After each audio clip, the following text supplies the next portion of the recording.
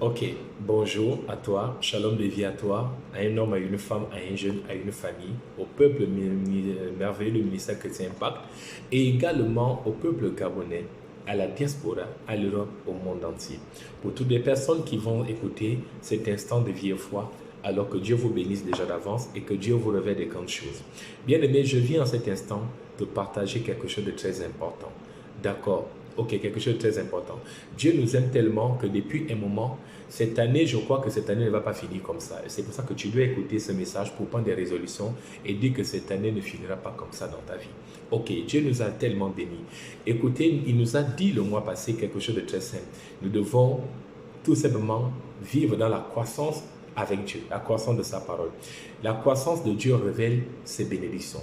Oui, mais il se trouve que pour ce mois de novembre, nous n'allons pas nous contenter tout simplement de révéler les bénédictions, mais nous devons également les posséder.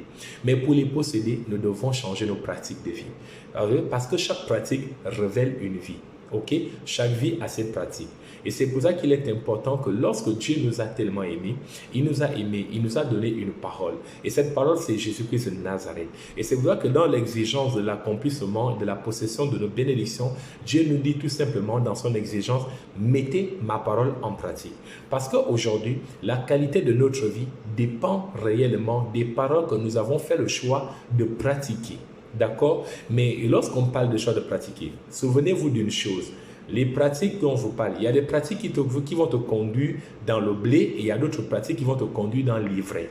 Pourquoi l'ivraie? Parce que Matthieu 13 nous révèle tellement de choses. L'ivraie ici, parce que l'ivraie c'est quelque chose, parce que j'ai fait un constat qu'aujourd'hui, j'ai étudié l'ivraie, j'essaie de regarder, mais le Seigneur dans sa simplicité m'a montré que l'ivraie aujourd'hui, c'est une vie. L'ivraie c'est une vie. Ok, l'ivresse c'est une vie. C'est pour ça que l'ivresse c'est une personne, l'ivresse c'est une pratique, l'ivresse c'est une pensée. Alors, et puis quand on regarde un peu l'ivresse, écoutez à quel moment l'ivresse, il dit, quand les gens dormaient, c'est pendant, dans Matthieu 13, verset 25, il dit, mais pendant que les gens dorment, son ennemi vint ses mains livrer parmi le blé. Ce qui veut dire que le blé est déjà là. Le blé, c'est l'original et l'ivraie, c'est la photocopie.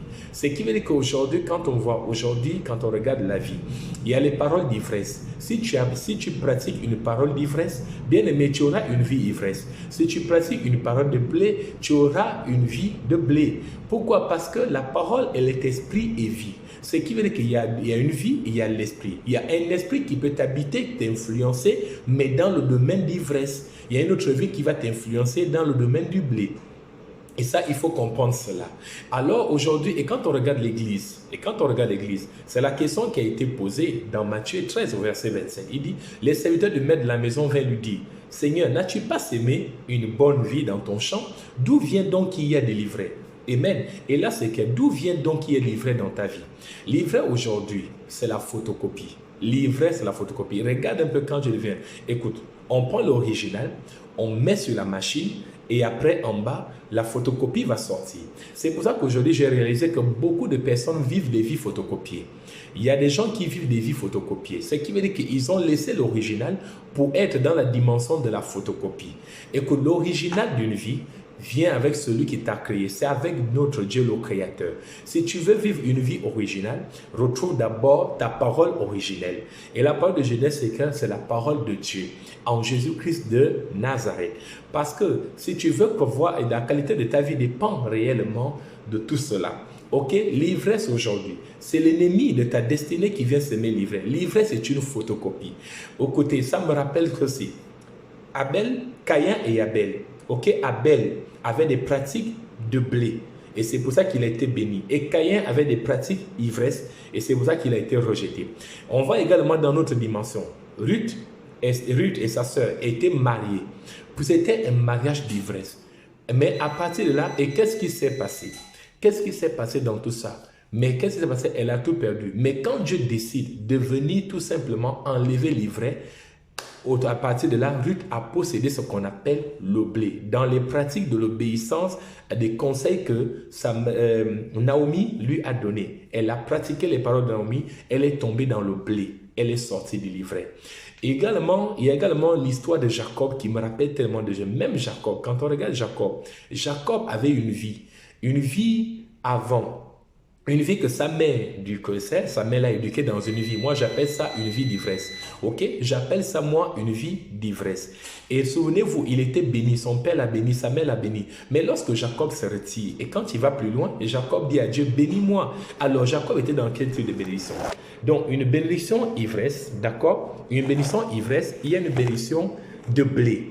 Et là, on comprend alors qu'en principe, là, il devait juste changer de pratique. Et lorsque Jacob fut béni, Jacob, sa vie a changé de dimension. Regardez la photocopie. Comme je vous disais, c'est une photocopie, on parle l'original. Il y a des gens qui, écoutez, ne laissez pas les gens faire de ta vie, faire de toi une photocopie. Ne laissons pas les gens faire de nous des photocopies. Nous ne sommes pas des photocopies. Écoute, à l'église, il y a des fils photocopiés, il y a des gens qui sont dans l'ivresse. Quelles sont? En fait, les gens qui sont désivrés dans nos vies, c'est des personnes qui veulent posséder les choses par envie. C'est les gens qui possèdent les choses parce qu'ils sont obligés de déranger quelqu'un, ils sont obligés de nuire à une personne pour pouvoir posséder la chose. Ça, c'est de l'ivraie. Mais ce qui est sûr, Dieu lui-même, il a dit toujours dans Matthieu 13, il a bien dit que non, les blés et l'ivraie vont pousser ensemble. Mais il y a un certain temps, il va envoyer des moissonneurs pour venir enlever l'ivraie. Donc, je veux dire à quelqu'un que l'ivraie va s'arrêter. L'ivraie sera déracinée. L'ivraie sera amarrée. Mais le plus important pour toi, je t'encourage tout simplement à essayer un peu de prendre des résolutions qui ont pour but de t'amener dans des choses qui sont très importantes. Alors, il faut sortir de l'ivresse. Je vais t'encourager. Je vais encourager une personne dans tout ce que tu vas entreprendre au quotidien, dans tout ce que tu vas faire, dans tout ce que tu vas entreprendre. Attention à l'ivraie et attention au blé. Regarde un peu ta vie. Qu'est-ce que tu vis? Qu'est-ce que tu vis actuellement? L'ivraie ou bien le blé? Tout va dépendre de la parole que tu vas pratiquer.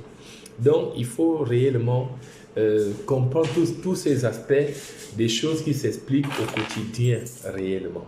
Donc, soit de l'ivraie, soit de l'ivraie, soit de l'ivraie, soit de le blé, dans tout ce que tu vas faire. Donc, c'est vraiment très important.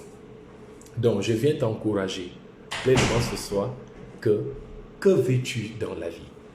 Que veux-tu? Arrête de vivre une vie photocopiée. Écoutez, dans une parole que tu pratiques, dans une parole, il y a la vie, il y a l'esprit.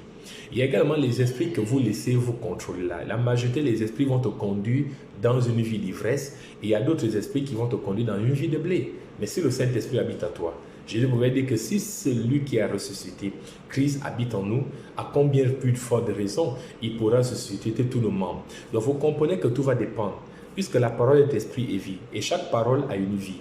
Donc c'est que la vie que tu mènes va dépendre. Si tu mènes une vie d'ivresse, alors bien aimé, ça va dépendre que tu as pratiqué une parole d'ivresse. Si tu mets une vie de blé, ça veut dire que tu as pratiqué une parole de blé. Et ça, c'est très important. Tu es l'original ou bien tu es la photocopie?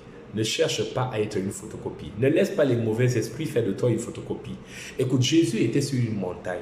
Le diable va présenter à Jésus les royaumes et les trônes. Alors, Jésus n'a pas accepté parce que Jésus savait que toi, le diable, le malin, là, tu es en train de me présenter les photocopies alors que moi-même, j'ai l'original avec moi. Bien-aimé, ton mariage est avec Dieu, c'est l'original. Laisse les photocopies. Bien-aimé, ton travail, c'est avec Dieu. C'est l'original, laisse les photocopies. Je dis à une femme qui veut enfanter, laisse-moi te dire que tu vas enfanter, tu n'es pas stérile. L'original est là. Il ne faut pas accoucher, il ne faut pas enfanter dans la photocopie. Parce que, laisse-moi te dire une chose, la photocopie n'aura jamais la même valeur que l'original. Et ça, c'est clair. C'est pour ça qu'à l'église, il y a plusieurs types de bénédictions. Les gens qui aiment trop les bénédictions photocopiées là, c'est les gens qui abandonnent trop l'église. Ils vont à l'église aujourd'hui. Aujourd'hui, Dieu me bénit. Après, moi, je pars, je suis content. Après, tout d'un coup, quand ça ne vient pas, je pars m'asseoir à la maison. C'est les gens qui chantent trop l'église là. Ils vont s'asseoir chez eux. Petit chose, ils disent non, ceux-là, ça c'est des photocopiés. Écoute, si tu fais le choix d'être une photocopie sur la terre, ça te regarde. Mais moi, ce que j'encourage à un homme et une femme, d'être l'original avec ton Dieu. Si tu veux changer ta vie, pose-toi la question, est-ce que tu es dans ta vie originelle ou bien tu vis la photocopie? Est-ce que tu mets une vie photocopiée ou bien tu mets une vie originelle? Parce qu'une vie photocopiée, c'est une vie qui va toujours... En fait, c'est le genre de personne, tu as l'argent, mais tu souffres. Tu es marié, toujours les souffrances. Tu es là, en fait, tu n'as pas la joie, tu n'es même pas heureuse parce que tu es dans une vie photocopiée. Mais par contre, même si tu n'as pas autant, Mais lorsque tu es l'original, même avec le peu que tu gagnes, tu mènes une bonne vie, tu es heureuse, tu es en bonne santé. Tout simplement parce que tu es l'original. Tu n'envies pas personne. Les gens qui envient, les jaloux, tous ces gens-là sont des gens qui, même les vies photocopiées, ils ont fait le choix. Parce que vraiment, je viens encourager. Je vais m'arrêter par là. Je vais m'arrêter par là parce que je crois que tu as compris. La Bible dit dans Pierre, écoute, ne nous conformons pas au siècle présent. Ce qui veut dire que Dieu nous demande de ne pas nous conformer au siècle présent. Parce que le siècle présent, c'est la photocopie. C'est avec Dieu que nous avons quelque chose de pur et de naturel. Alors, merci à toi, tu as compris. Et je crois que je te donne rendez-vous. Tu vas te rendre dans cette église ce dimanche. Mais quand tu vas à l'église, va pour être l'original et non pas pour être une photocopie. Donc, n'envie pas quelqu'un. Avec une personne, il ne faut pas envier.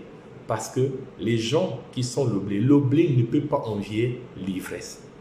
D'accord? Mais le blé a besoin d'être arrosé par son créateur, par celui qui l'a sémé. Ok? Tout le monde n'a pas la semence du blé. Ok?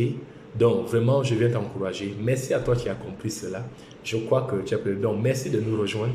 Tout simplement, reste connecté dans cette pensée. Ça va t'aider encore plus parce que je crois que tu es l'original et non une photocopie. Tu es le blé et non l'ivraie. Mais ça, je prie que le Seigneur te fasse sortir de l'ivraie afin que le blé grandisse. N'oublie pas, l'ivraie, c'est aussi des fréquentations. L'ivraie, ça peut être un lieu. L'ivraie, ça peut être une fréquentation. L'ivraie peut être une pensée. Mais tu dois sortir de l'ivraie. D'accord? Parce que le blé t'attend. Mais le blé est le blé qu'avec le Dieu éternel. Ok? Alors, que Dieu te bénisse.